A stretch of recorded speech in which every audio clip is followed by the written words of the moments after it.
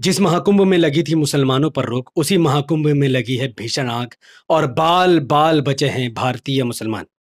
महाकुंभ और सैफ अली खान में हुए हमले को लेकर एक बहुत बड़ा खुलासा करने वाला हूं, जिसे देखकर आप भी हैरान और परेशान रह जाएंगे। तो इस वीडियो को लाखों लोगों तक पहुंचाने के लिए इस वीडियो को लाइक, शेयर और कमेंट कीजिए। वीडियो शुरू करने से पहले अस्सलाम वालेकुम रहमतुल्लाहि व बरकात। अल्लाह के नाम से शुरू, जो बड़ा मेहरबान और निहायत रहम करने वाला है। मैं हूं मोहम्मद हफीज अंसारी और आप दिख रहे हैं द बॉडीगार्ड। ये जो नज़ारा आपके सामने दिख रहा है, ये गाजा का नहीं है, बल्कि ये उत्तर प्रदेश में होने वाली महाकुंभ का है, जिसमें भीषण आग लगी है। और आप कहेंगे कि इससे मुसलमान कैसे बचे, जबकि महाकुंभ में मुसलमानों को जाने से ही रोका जा रहा था। महाकुंभ में हिंदुत्व संगठन के लोगों ने मुसलमानों के जाने पर प्रतिबंध लगाने की बात की थी कि यहां पर कोई भी मुसलमान अपनी दुकान नहीं लगा सकेगा। लेकिन आज महाकुंभ में ऐसी आग लगी है जिसमें 180 झोपड़ियां जलकर खाक हो गई हैं। और आग के पीछे एक साजिश का नाम बताया जा रहा है। कहा जा रहा है कि यह आग बाहर से फेंकी गई है।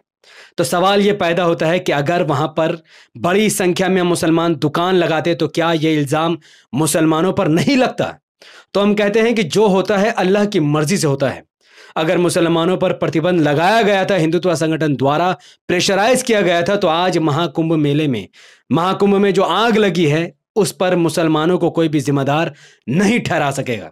लेकिन जब महाकुंभ में मुसलमानों को दूर करने की बात आई तो सबसे बड़ा सवाल पैदा होता है कि क्या योगी आदित्यनाथ ने महाकुंभ में आने वाले करोड़ों हिंदू श्रद्धालुओं की आस्था के साथ खिलवाड़ किया है? क्या किसी का भी कुंभ एक्सेप्ट नहीं किया जाएगा, क्योंकि सबका कुंभ पाखंड कर दिया गया है? पाखंड ने क्या कहते हैं उसे, उसका कुंभ को खराब कर दिया गया है। इसलिए क्योंकि महाकुंभ में 7,500 करोड़ रुपए उत्तर प्रदेश की सरकार ने खर्च किए हैं। अब ये 7,500 करोड़ रुपए में से 4 करोड़ मुसलमान जो यूपी में रहते हैं उनका पैसा भी शामिल है, क्योंकि ये पैसे योगी आदित्यनाथ या फिर हिंदुत्व संगठन नहीं दे रहे हैं, बल्कि सरकार टैक्स के पैसे से ये पैसे खर्च कर रही है। तो जिस महाकुंभ को खंडित होने का डर से मुसलमानों को दुकान लगाने से मना किया गया था, उसी महाकुंभ में 7,500 करोड़ रुपए खर्च किए गए और उसमें 4 करोड़ मुसलमानों का भी पैसा मिला हुआ है। तो सवाल यह पैदा होता है कि अब महाकुंभ में आने वाले उन हिंदुओं का कुंभ खंडित हुआ या फिर नहीं हुआ, क्योंकि इसमें मुसलमानों को तो पैसा मिला हुआ है। अब दूसरा सबसे बड़ा सवाल गोदी मीडिया से। जिस गोदी मीडिया ने हिजाब पर इतना वावेला मचाया, वो गोदी मीडिया महाकुंभ में आने वाले करोड़ों निर्वस्त्र बिना कपड़े के घूमने वाले साधुओं पर सवाल क्यों नहीं उठा रहे? आप कहते हैं कि हिजाब पहनने वाली महिलाएं बैकवर्ड है, वो समाज के जैसे नहीं चल रही, वो विकसित नहीं हो रही हैं। लेकिन आज धर्म के आधार पर करोड़ों साधु संत बगैर कपड़े निर्वस्त्र महाकुंभ में घूम रहे हैं, औरतों के सामने, महिलाओं के सामने। उन पर कोई सवाल नहीं उठा रहा। मैं भी सवाल नहीं उठाना चाहता, नहीं मेरा इन पर कोई ऑब्जेक्शन है। इनकी धर्म, इनकी आस्था, जो मर्जी करे करे, कपड़ा पहने या ना पहने। लेकिन सवाल मुस्लिम महिलाओं पर उठते हैं जब वो अपनी इज्जत को बचाती हैं, लोगों के नजरों से खुद को महफूज करती हैं, अपनी इज्जत को बचाने के लिए अपने जब वो तन मन को ढाकती हैं तो उन पर सवाल खड़े होता है। लेकिन महाकुंभ में घूमने वाले निर्वस्त्र साधुओं पर गोदी मीडिया सवाल नहीं उठा रही है। ये कितना बड़ा दोगलापन है, कितना बड़ा दोगलापन है।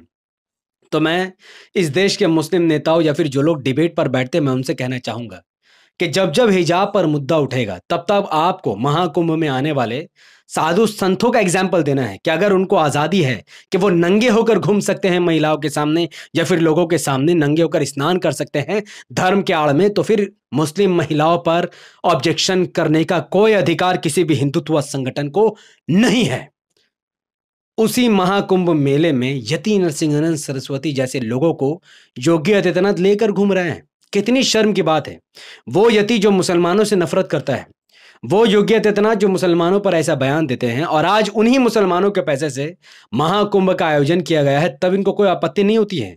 कौन से धर्म के ठेकेदार है ये यति या फिर ऐसे लोग जो मुसलमानों से घृणा करते हैं? रही बात सैफ अली खान की, तो सैफ अली खान को डिस्चार्ज कर दिया गया है। सैफ अली खान की तस्वीर में साफ दिख रहा है, उनके हाथ में बैंडेज है, कमर पर और उनके पीठ पर बैंडेज को देखा गया है, क्योंकि 16 जनवरी 2025 को सैफ अली खान के घर में एक व्यक्ति ने खूनखार हमला कर दिया, उन पर तलवार, उन पर छुरी चाकू से हमला कर दिया। उसका सीसीटीवी फुटेज वायरल है।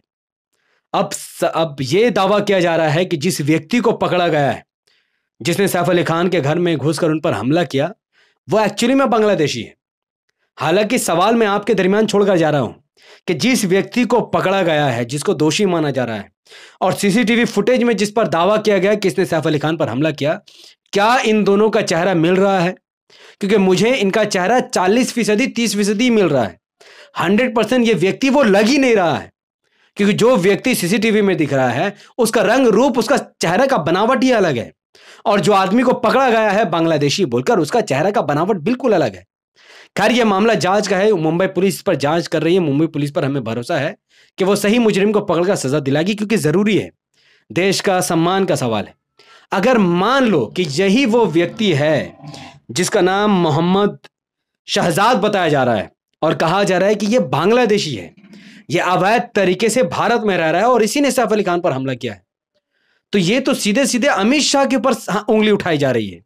क्योंकि एक व्यक्ति, अब आप सोचो कि अमित शाह का इस हमलावर से क्या लेना देना है और अमित शाह को क्यों रिजाइन करना चाहिए।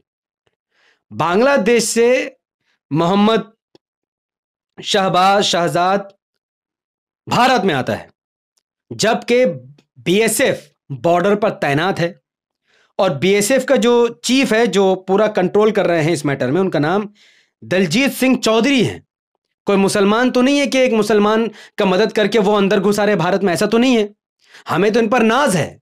193 बटालियन है, 2,70,000 पर्सनल्स है जो भारत की रक्षा कर रहे हैं, और हमें इन पर गर्व है, इन पर पूरा भरोसा है।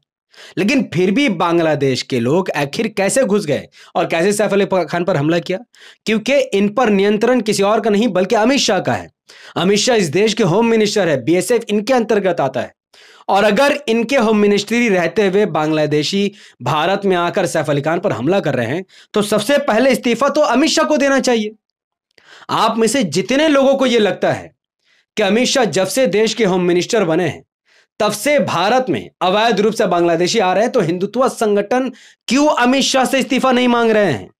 जो लोग बांग्लादेशी और रोहिंग्या के खिलाफ इतना जहर उगल रहे हैं, वो लोग अमित शाह से इस्तीफा क्यों नहीं मांग रहे हैं? और मैं इस देश के विपक्ष के बड़े नेताओं से सवाल करता हूं, राहुल गांधी या फिर ममता बनर्जी या अरविंद केजरीवाल जैसे लोग, जो लोग कहते हैं कि हमें सत्ता में आना चाहिए, मोदी जी और अमित शाह को हराना जरूरी है, तो फिर आप अमित शाह से इस्तीफा क्यों नहीं मांग रहे? मांगना चाहिए पर नहीं मांग रहे। अमित शाह ही कंट्रोल करते हैं, अमित शाह के अंडर आती है बीएसएफ।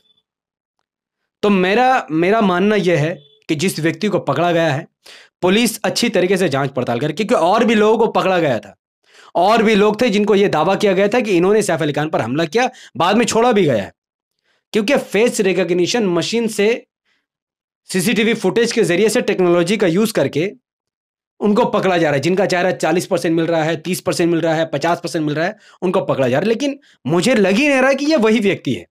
तो जिस व्यक्ति ने सैफ अली खान पर हमला किया है, उसका जो भी जाति हो, जो भी धर्म हो, जिस समाज से आता हो, हमारे देश का हो या ना हो, उसे पकड़कर सजा दिलाना बहुत जरूरी। क्योंकि अगर इस देश में हाई प्रोफाइल लोग अगर सुरक्षित नहीं है, तो इस देश के आम गरीब नागरिकों का क्या होगा?